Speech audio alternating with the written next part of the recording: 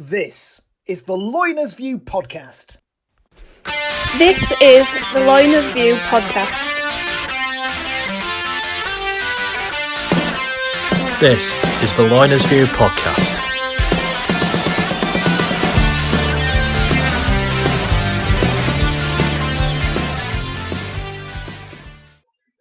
Hi everyone, and welcome to this week's LoinersView.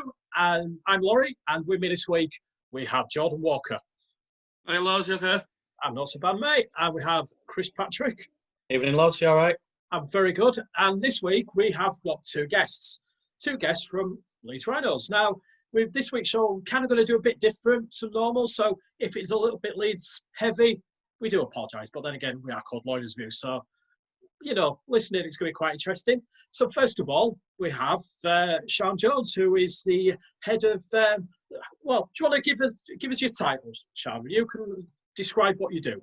Oh, okay. Hi, guys. Thanks for having me on tonight on the podcast. I'm very excited, looking forward to it. So I'm Sian Jones, as you can see from my screen, or if you're listening, you might be able to identify my voice, actually. So I'm the head of customer experience for Leeds Rhinos. I've been with the club for 16 years, and basically my job is to make sure that all our fans are looked after and have a great experience, because it's in the name. And we also have Ash Marshall with us. So Ash, do you want to describe your job role at Leeds RL?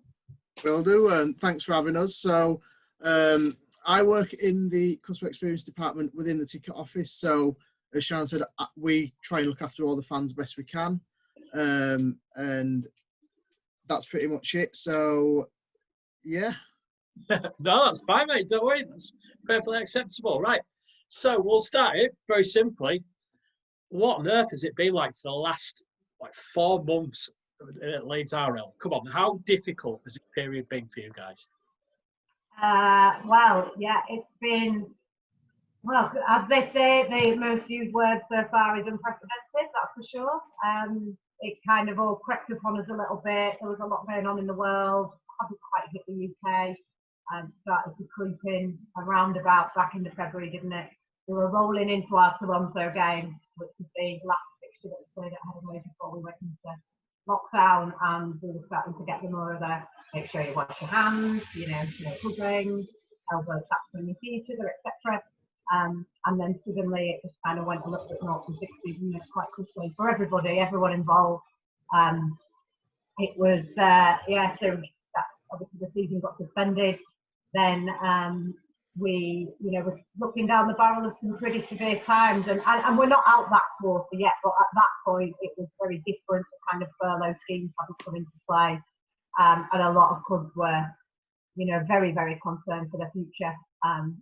Things like the furlough scheme was saved a lot of us were furloughed.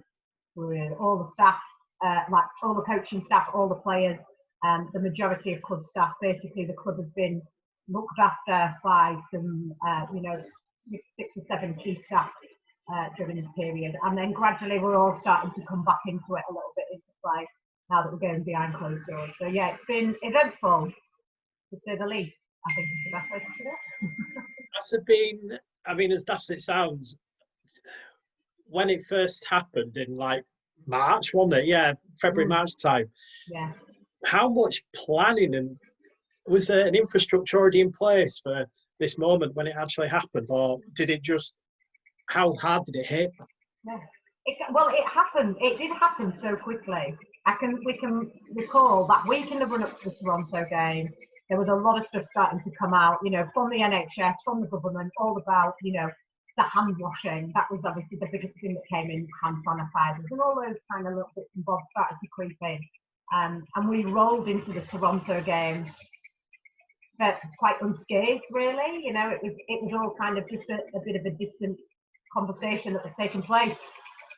And then it started to creep in that following week, because obviously we were then due to fly to Catalan, and it all started to pick up, and the stats were starting to go up in the UK. People were starting to get sick quite quickly. The numbers were flying up, the hospitals were getting overloaded, and suddenly, just like it did for everybody, it just went, wow. There was even a point, I think Ashley and I were the last 2 people leaving the office And, you know, we always make a joke when we go off to finals and things like that. We're always the last staff to leave the office on that game day. And you're the last one has to switch the light, like last man out, switch the light off. And that's what we had to do, didn't we? We were switching the lights off, carrying our computers out, going, we might be working from home at this rate, so we best get prepared. So we, you know, everybody, we set ourselves up, probably in that week, we set ourselves up to work from home, because at that point we didn't know the impact of being fully locked down and things like that. So we actually worked from home for a couple of weeks with the computer set up. We diverted the phones, so any customer queries, because at that point, fans as well, you know, you're instantly thinking, what happened to me? That's your automatic thought process. What happened to me? I bought tickets for this game, and you know, what happened to my season ticket? What happened at that St Helens game that was supposed to be played on the 20th? All these things suddenly start flying at you. So it was we were firefighting quite quickly, but because you know, I do have, and I'm not just saying this because Ash is on this, and you know, it will go out in the public. We do have a very strong team at the club of staff, of core staff, who just literally, the sleeves got rolled up and mucked in. You know, my guys, customer experience team, great, working from home, you know, setting up and trying to get all their broadband sorted, network, having calls diverted to their mobile phones so that they could answer calls and take questions and queries from supporters. And it's hard because you haven't really got an answer. So it's all a bit waffly, really. You're a bit like, we'll let you know what's going to happen. And as soon as we know, you'll know, and keep an eye on the website. That's what you can do. That's the official channel approach for our club, is via the website and social channels. And anything else is a bit Chinese whispers until it officially goes on the club channel. So there's a lot of that, really. A little bit make it as we go along. But I think a lot of businesses, companies, everything at that point was sort of stringing it along. Ash, was there many? Did you have like many? How those first few days? What was your phone like? Was it absolutely blazing hot with fans demanding answers, sort of thing, or trying to get answers? So when we started working from home, we started with the welfare calls. So we weren't necessarily having that many calls coming in, but we were calling out. Like, we started with all the elderly and disabled fans, just making sure that they were okay, whether they were managing to get to the shops, because I don't know if it was very blasé of me, but I just thought it'd be a month or 6 weeks before it get better. But I never thought it'd be 3, 4, 5 months. But hopefully we've got over the worst of it, touch wood, and because we miss going to the stadium, because we are, as Shan said, we are a family there. But it's not just about us working there. We miss having fans there, because we have relationships with the fans as well. And it's that interaction which I personally miss the most, really. Yeah, I like that. Actually, that's been probably the trickiest part, is you don't get to hang out with your family. You know, it's very different, isn't it? And in the same way that you've got your family and your friends outside of your work, but yeah, we do all hang out together, you know, in the office, and yeah, it is like a family. So that's been hard, definitely. The stat that came out today, about 85% of all the Rhinos fan base who are season ticket holders and members donating the money. Did that surprise you, how many people actually donated? Yeah, it did.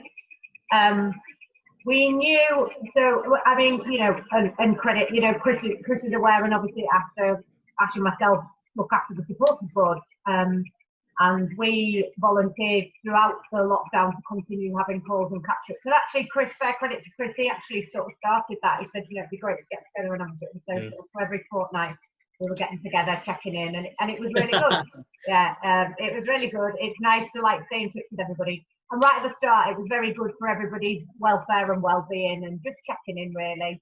But as it got on and got a bit further on, you know, I was getting a bit more involved, getting back into work and having to look at the rebate options and the credits and things like that. But without the support of the supporting board and their opinions, we would never have got to the point that we did. But even when we proposed it right initially, even I think, you know, Chris will probably agree and Ash will probably agree, we sat there and said, we're going to say that obviously we have to make sure that, you know, the refund one is an option, and then there's a credit option of some description. We haven't quite carved up how it was going to look at the start.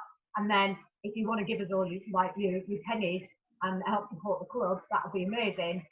But we don't think that there'll be many of those. You know, we might get, you know, a season for us, and it's just gone skyrocket, hasn't it? It's crazy. The numbers are brilliant, and the support is just unreal. Like you say there, Laurie, like we didn't expect it. Completely shocked and overwhelmed by it. It's amazing, but it's just a credit to the fans. It's absolutely fabulous. I mean, that's something that I, you know, that's something that I always commend you for as well as a club. You know, there's not really, as far as I'm aware, not that many, you know, not as many clubs that would kind of have that engagement with fans as like you guys would do. You know, like having this Leeds supporters board that, you know, me, Danny, Floydie, and, you know, several others are on. You know, so it's, you know, I find it's, you know, it's something rather interesting, and, you know, it's quite an honour and a privilege, really, you know, just to have, you know, even just like the smallest of input, you know, just to kind of like have, you know, sort of like, yeah, to help you guys, like when it comes to, you know, like the issues that you've been going through with COVID, and just kind of like listening to us. And, you know, it's I always find as well, like when we have the meetings, there's no like daft suggestion. There's always like, if it's not going to happen, there's always like a constructive, well, we can't do this for this reason. So I always find, you know, sort of like approaching you as a club, you know, you always ask, you know, someone that you can always approach and speak to, and, you know, like have your voice heard as well. Fans approach fans, don't they? And this is what I say all the time to the supporters board, you know, fans speak to fans. That's what you all do. You do it on the phone, on your WhatsApp, on social media, or, you know, on match day. You speak to each other on the terraces and in the seats.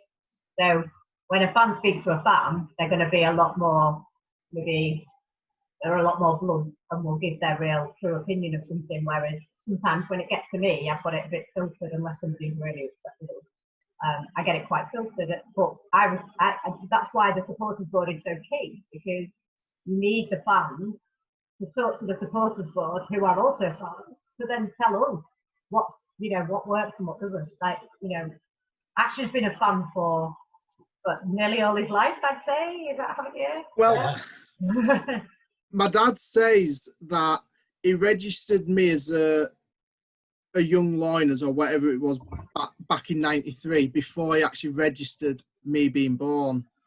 So there you go. I've been a Rhinos fan. Making me feel old here. I think my first game were in, well, as a 9-year-old in '93. Yeah, something like that. But in terms of the supporters board, how much was there much correlation between not negative, but did you get any like bad? It's really hard to explain this, and I'm sorry for going a bit roundabout. No, was there any bad opinions that you guys received that you thought we can't do in terms of refunds, or did you think all the responses that you got were they all as what you'd expected? Well, you mean do you mean when we've had the forms coming in, or do you mean that's correct. Sorry, of course, yeah. I mean, to be fair, you know, if we go back the steps with the supporters board, you guys challenged us. You challenged me definitely when I'm writing something, and I think that something is present and correct, you know. And Leeds, we've been in a bit of a funny position over the last few years. We've had to write some pretty tricky plans, haven't we, with the development and everything else. And you know, I'm never going to sit here and lay claim that we've got the answer to everything, because we haven't. And that's why we need fan support, and we need fans to talk to us. And, you know, and if a fan approaches you with an idea, as you said there, Chris, if they approach me with something and it's not possible, I will give the reasons why it isn't possible. We'd never just go, no, we're not doing that. We want to do the stuff that the fans want. So you go back a step, and the supporters board challenged me with, well, why would you do it like that? And you've got to remember this, and don't forget that. And it was like, yeah. You're writing it all down. You're like, have I got it right? So that's why when things look like they're really quite scary because they're written, and people take the mickey out of me at the club because I write things with like literally so many terms and conditions.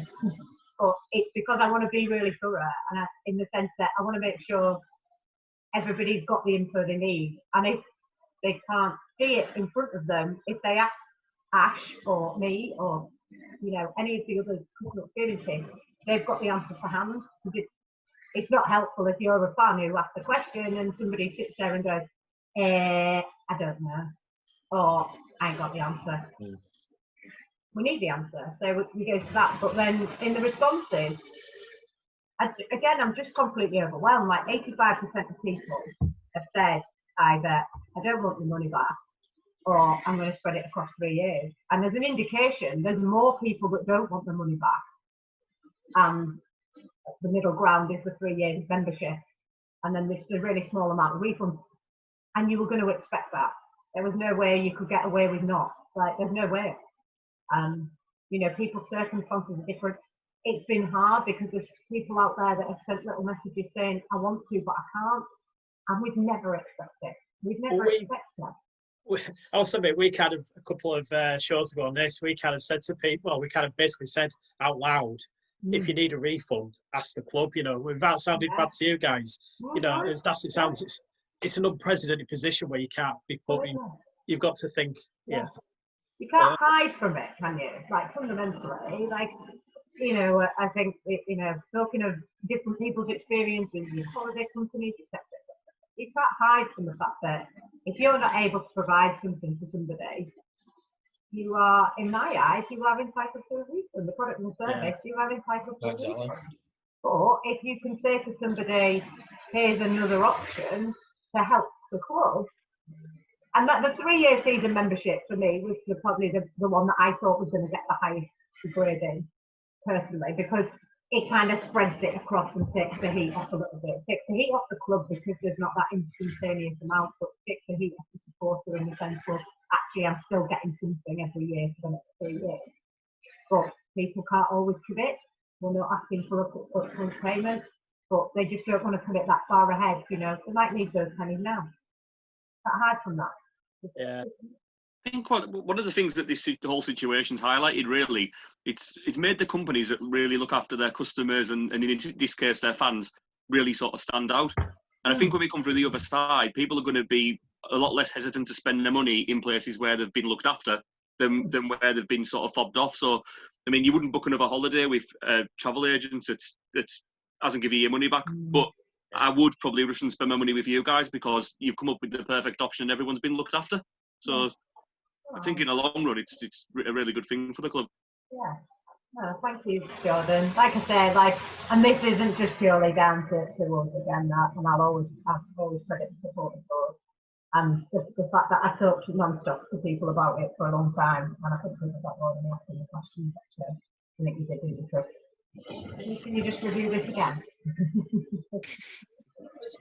Has there been any, has any of the clubs spoken about it, or is it have all the clubs approached it, you know, separately rather than talking to each other about it in terms of season ticket refunds? We had a meeting, a bit of a catch-up, really, a couple of months ago, or at the start of May, actually. That's where the time is flying, isn't it? We spoke to, the clubs all had a bit of a team call, Zoom type call, and had a bit of a chat about it. And at the time, we'd already sort of set the stall out a little bit. There was just a few things that we needed to change. So we sort of said, this is where we're going with it. And a few people had ideas, they weren't really sure. And I think everyone's tackled it slightly differently. Some people have gone out with it. I think Wakefield have gone out with theirs. But I know that some haven't even gone out and said anything yet. And we looked at it. I mean, originally, the thought process was that actually we need to really wait until we really, really know when crowds might be back. But we could be waiting until, at that point, we could be waiting till, middle of September before you get any answers to that. And actually, people were coming to us quite constantly saying, what's happening with this, what's happening with this, what's happening with this? And we thought, well, actually, the fixtures are out. We can't give you the answer. We can't actually action what you're requesting until later on, until we know exactly. But you might want to just pledge it now and know what your position is. And we did. And bizarrely, deadline's Friday, and we've probably got another. We've got less than about 500 people, 500 orders, to respond. So that's what 500 people already, 500 orders, so 500 lead purchases to this one. And so that's amazing. It does amaze me actually how many have responded with such a positive thing. I mean, fair play to all the fellow Loiners out there. But it feels like sort of good. Like obviously the fixtures are starting again at the weekend. You know, the fans have given the money back to the club. Everyone's feeling good. The team's playing well. It feels like we're going back into the season in quite a positive place, really, doesn't it?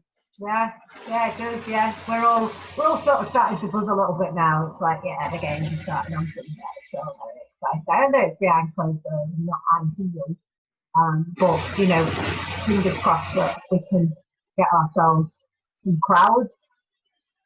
Maybe by the end of, like, you know, at the start of October. That's not something that hasn't already been said, but we're just waiting on government regulations in a lot of instances.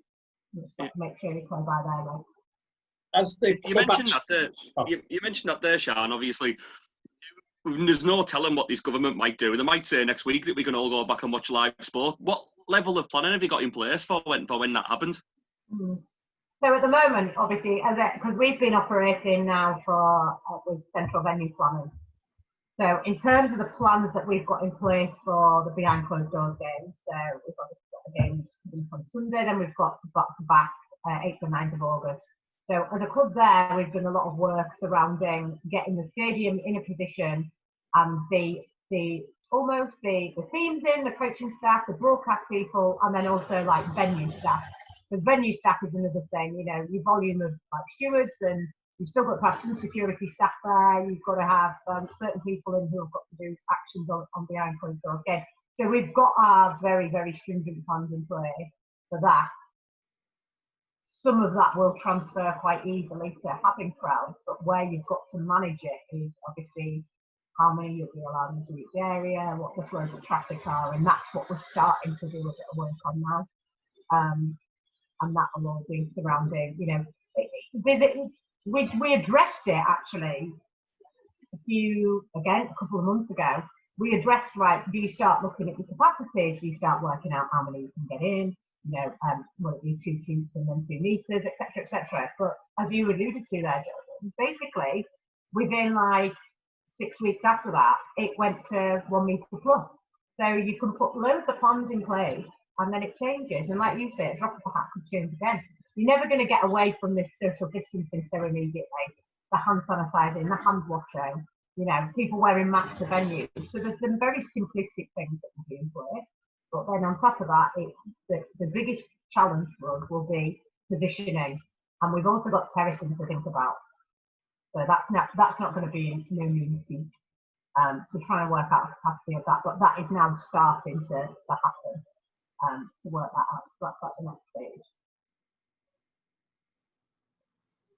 It's a tough one, isn't it? I mean, the fact is, like, luckily Headingley's kind of, you've only got 3 terraces now and 3 big seated areas. But I mean, would you have to obviously be in blocks? It's one of those things, isn't it? That there's no guidelines as such yet, because obviously they haven't put that much thought in. But it's one to challenge, isn't it? Because especially for you guys, you're probably already thinking tickets for next season. How's that going to work and stuff like that? It's a very awkward situation, isn't it?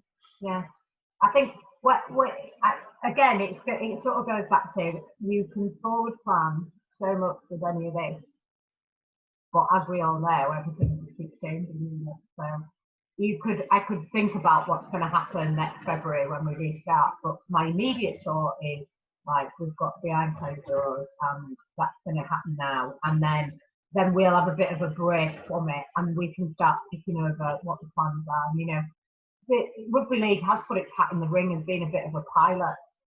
You know, the Oval Cricket Ground did a little bit of a pilot earlier this week, and that was very well received in terms of people wanting to be a part of the test. So, you know, it might be that you do that pilot and you get people to apply to be part of the test, and then you try and structure your stadium as best as you possibly can. Equally, you know, it's back down to how people are anyway in a public environment, aren't you? So when you're in a supermarket, if somebody's standing over your shoulder in the freezer aisle, like breathing down your neck, it's going to be a tricky personal space, isn't it?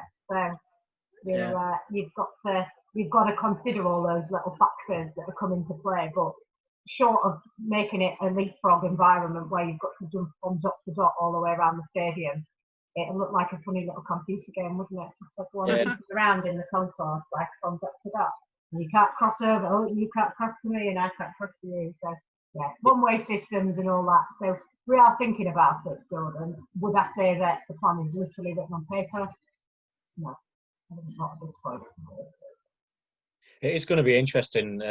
Like you're saying, I know we had one of the questions asking this on Twitter, and kind of adding to that, part of the question was as well, say when we do get to a point where we are able to let fans in, hopefully this season, it may be at reduced capacity. So then the decision is, then you've got so many members. How do you then decide which members attend certain games? You've got little things like that you've got to bear in mind as well. Things like that, you'd probably be looking at possible balance and things like that. That's the best way you can. I mean, where we want to get to is understanding what the capacity would be, and if we could satisfy our season ticket holders and our corporate season members, that would be utopia as far as we're concerned. And that would be less than half the capacity to be able to satisfy those numbers. But you've then equally got people that you've got to consider who might not feel comfortable coming out of the house anyway. You might have people that don't want to attend. So there might be an exercise there that involves people registering to say they won't want to attend a public environment or public gathering. So then that kind of narrows you pop down a little bit. I mean, I'm not saying that's a definite, but there is that consideration. And then you've got to look at the seating arrangements. So, just to kind of address a couple of the challenges that we're going to be going through, or thought processes we're going through. So if you're a family of 6, or you're a group of 6 that attend every game, but actually from 3 different households, well, on a technicality, you're not in the same social bubble. So realistically, we're not supposed to encourage you to sit together. However, how am I supposed to split a group of people up? If you're all sat in 6 seats together, well, actually, I'm going to have to split the 3 and 3 and 3. Oh, well, actually, there's only one adult in that party. Oh, hang on, we've got 5 kids. But it then becomes like, it's a complicated. So you've got to kind of come up with a bit of a one-size-fits-all to an extent. Sounds a bit wacky, but yeah. We did a poll on our Twitter account. We've done 2 actually, but we spaced out. We kind of asked people how would they feel about going. Well, if we were allowed back into grounds, would they feel safe? And it was like pretty much 70% said yes, 30% said no. So there does seem to be a bit of this was over 100 fans, 100 people voted. So basically, it could have been anybody. But it's a stat though.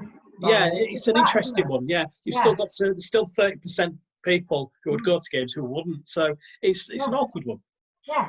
So you could have 70% of our season members base, like fan base, who would attend the games, and 30% that wouldn't. Well, that game changes then, doesn't it? And so that's an exercise that might have to get done before you even carve up your stadium, because then you've got a learning of who would actually want to come and who doesn't want to come, instead of trying to consider the full plan. And then inevitably coming up, hitting a few more dead ends than you do, going straight on the old first. It's a minefield. It's beyond, isn't it? It's one of those which is going to end up circles and awkward. I guess it's not so much just the actual social distancing either, because you can do that on the terraces, no problem. It's when everybody wants to go for a pee at half time and things like that you don't think about normally. That you have to sort of take into account. I don't envy you a lot trying to sort it out, to be honest. You see, we kind of put you to a false hope of going, the season's starting or something now, Yeah, I know. And you know what? I think we would all, we can't wait to get fans back. Ash just said it before. We can't wait for people to be back in that stadium, because that's what Emerald Headingley is. That's the atmosphere. It's the fans. It's that South Stand. It's the powerhouse of where your fans, your core fans go, your core fan base. And it'll just be strange. It'll be very strange being behind closed doors. And the closest thing we've got to the supporters is a few cardboard cutouts in the North Stand and a few fans. It'll be a bit strange. Are you allowed to go on Sunday, or are you not permissive? Have you got permission to go or not? I have got permission to go, but I am in a working capacity on Sunday, right. So it's not like you're going to view. There's going to be no anyone who is venue staff will not be viewing games. It's quite. I've just actually we've just had the supporters board call, and I was just telling them about the various zones and accreditations. And I'm on a desk with a plastic pinny, some gloves and a mask on, and my temperature gun. Gunning the venue staff on the way in. That's what I'll be doing on Sunday and having that accreditation. So yeah, I'm looking forward to being there for something different. I've seen so many things at Leeds. I've seen so many things at Headingley. I've managed and worked on so many different events. This is just going to be another one where you go, I was there when that craziness was kicking off and it was behind closed doors. It feels so long ago since the Toronto game. I mean, literally, I was thinking about this before we started recording it. It was just like such a long time since actual rugby has been played. It just feels very odd, very, very strange. I don't think I can actually remember that one. Like, I genuinely can't. In my mind, I can't remember that.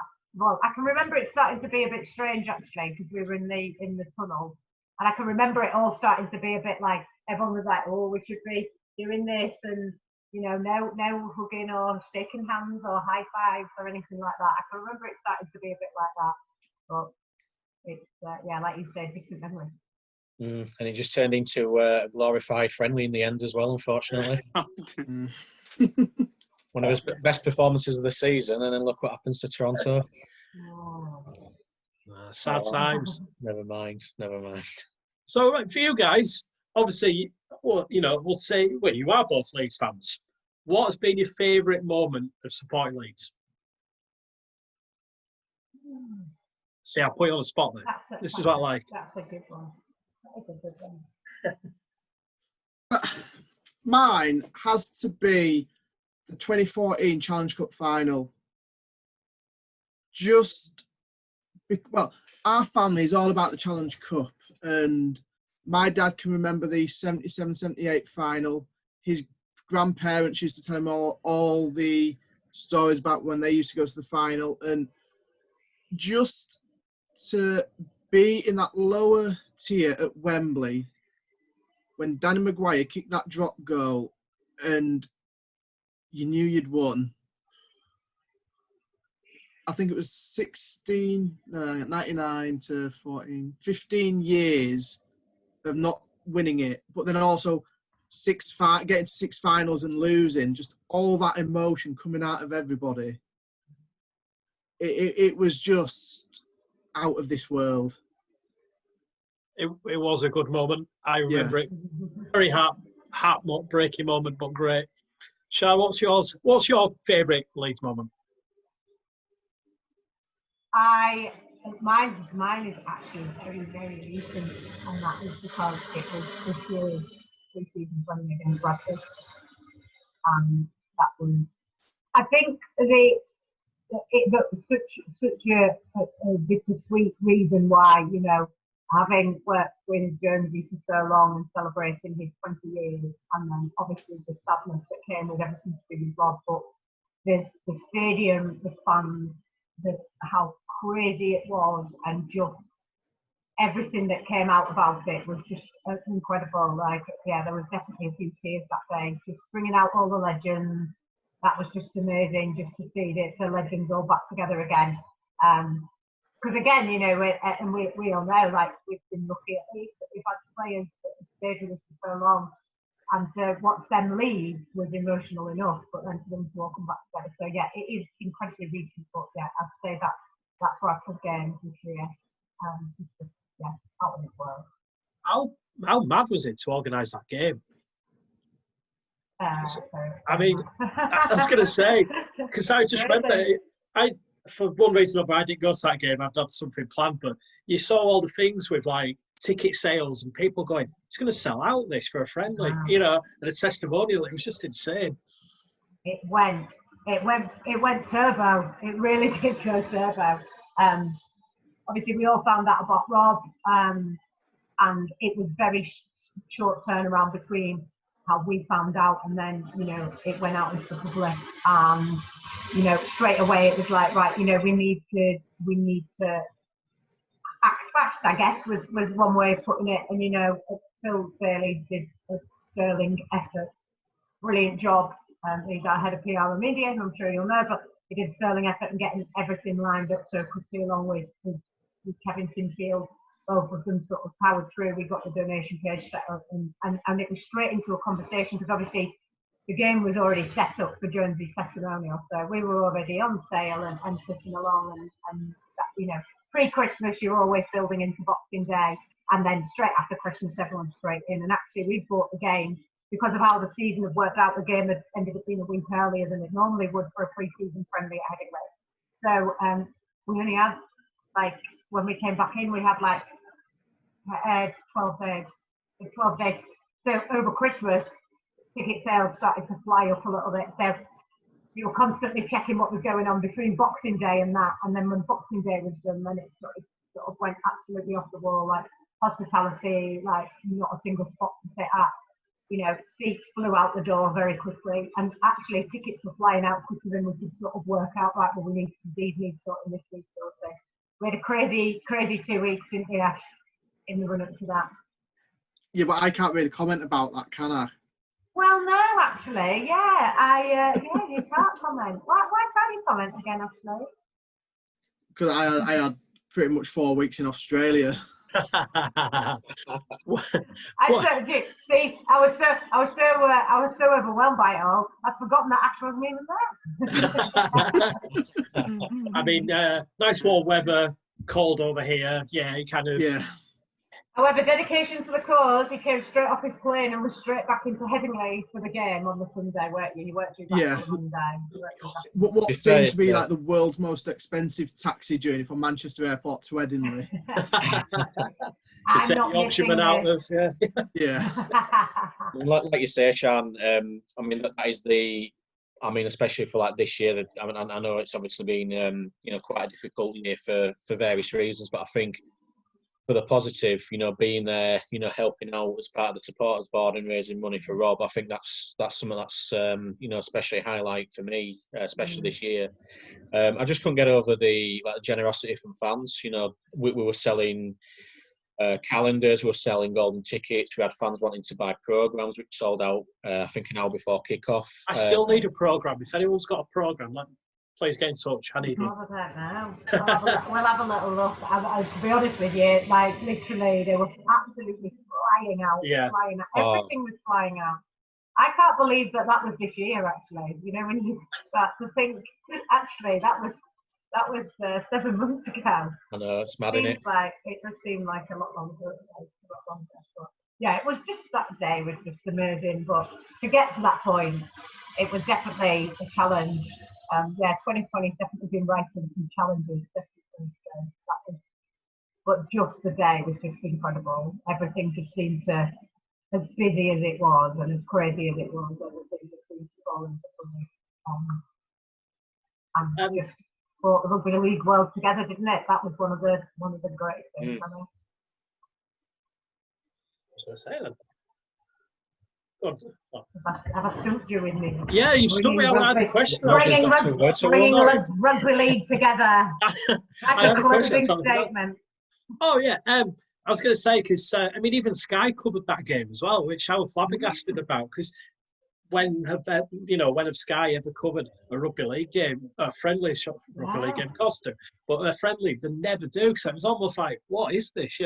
It raised such a big PR thing for everybody. It was brilliant. I know. And just also the support surrounding MMD as well. MMD, the awareness, the money, supporting our Rob, as they say, supporting the legend Rob Burrow.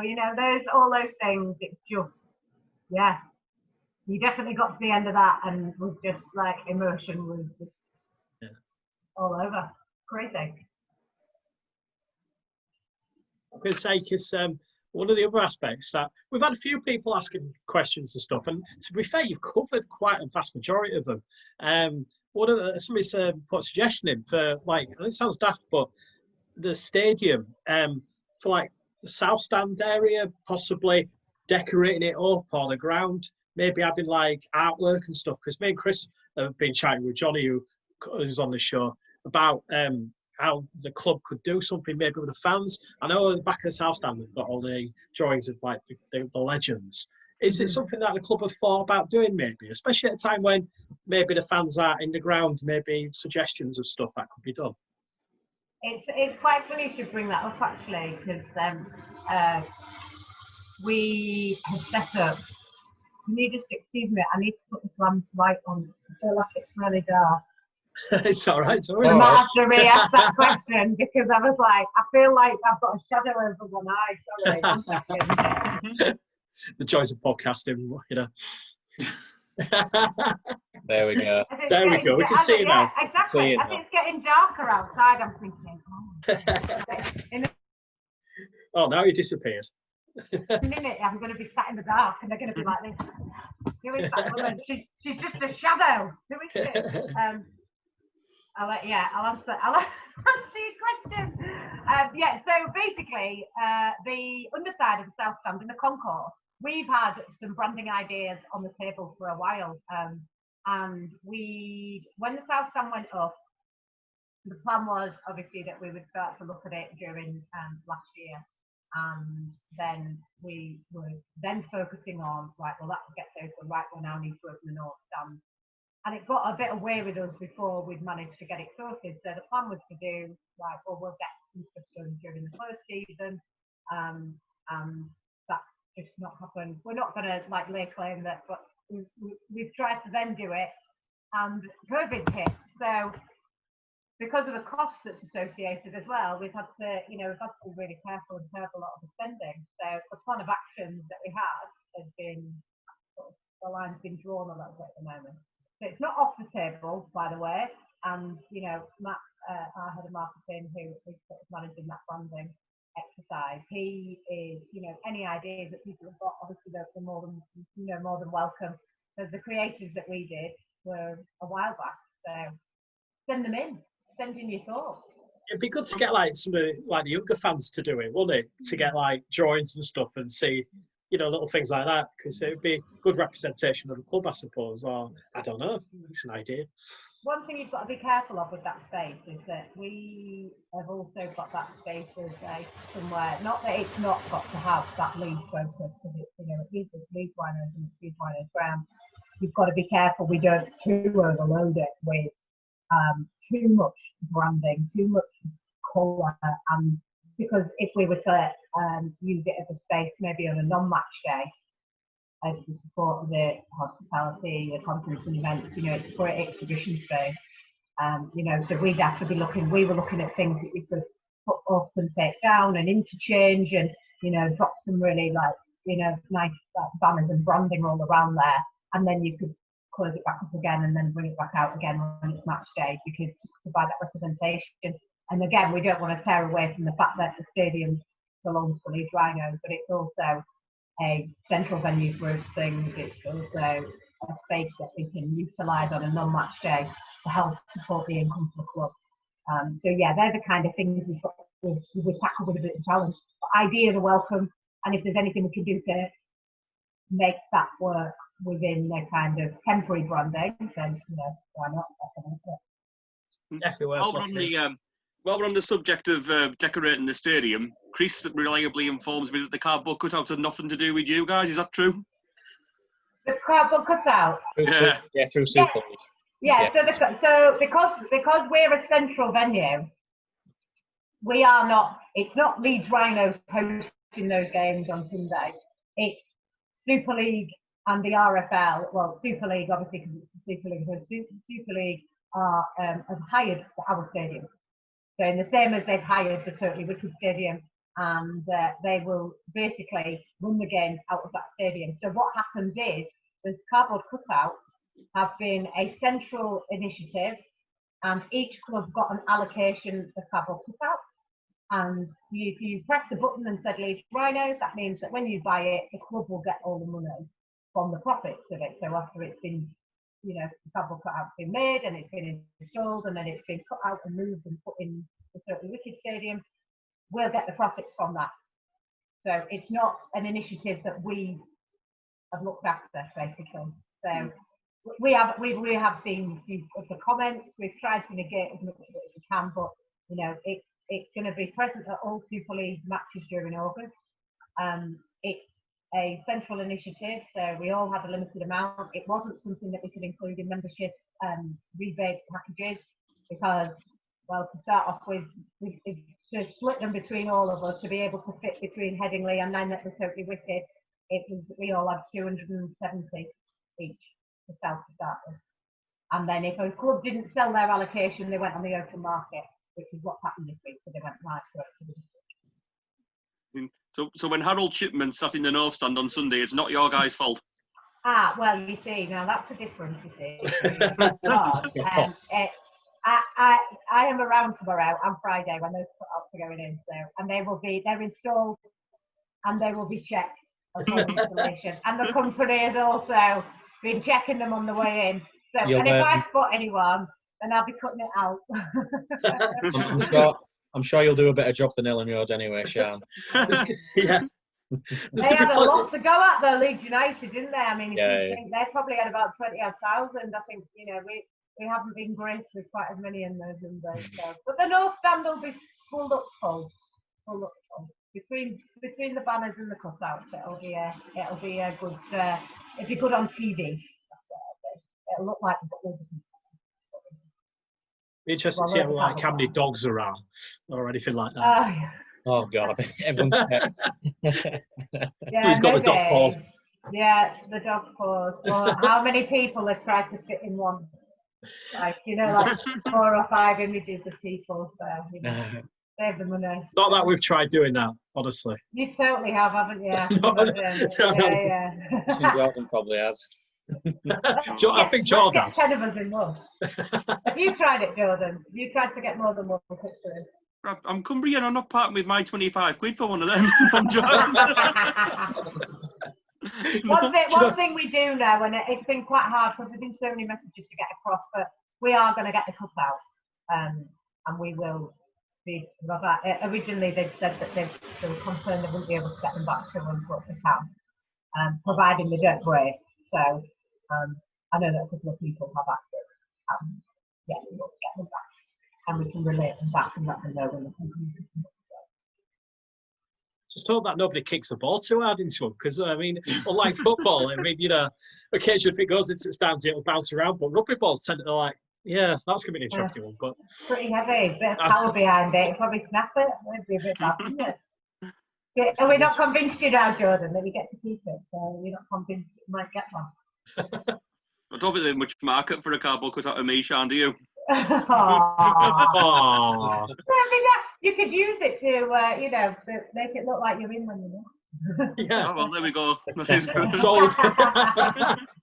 That's it. He's on. That's on after this. He's on it now, actually. It's just there, isn't he? One thing we need to mention as well is today's big news. The Hour League showing the games on, the Sky games as well on the app. It is good news, isn't it? What's that? Would you say that everyone's good news? I think it's I think it's brilliant. I think it's you can't really say anything negative about it. I mean, it's given everyone a chance to watch the games. It's an intriguing one. Intriguing. Yeah, I think. It depends.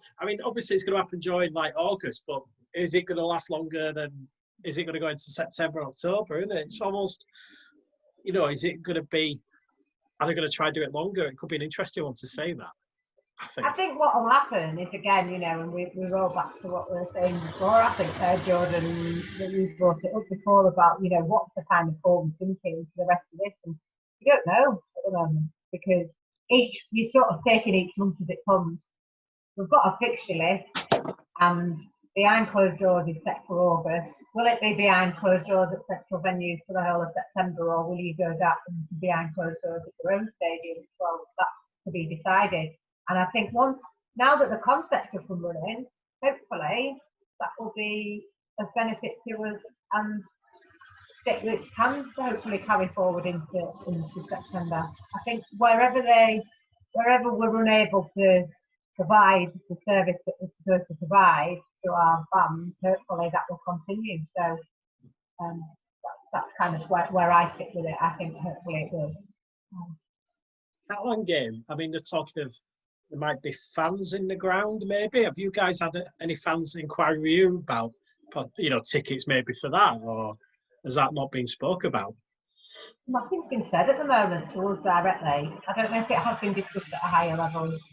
The chief execs meet regularly to discuss all matters such as that. So, and it hasn't got to me yet.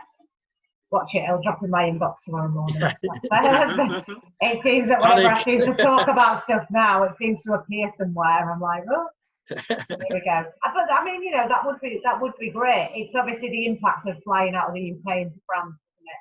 Yeah. And that's for fans and for the team, and what impact that's going to have, and what regulations are going to get enforced.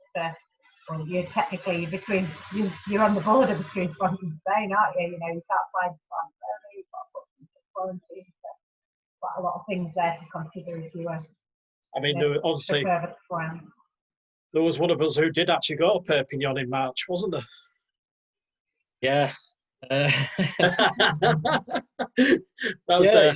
It's just been, like I say, it's been a bit of a funny year. We travelled to Huddersfield, that gets rained off. Tried to go to Perpignan, game gets kept. Well, we find out the day we're flying that the players understandably weren't flying. Still went over, spent a weekend there. We found out Saturday night France was going into lockdown. There was a big panic as to whether we were going to get back home. We're now having the issues with a certain travel company when it comes to going to Canada. When should we go on tomorrow? Yeah, we'll be flying tomorrow. Yeah, it's been just absolute travel wars this year.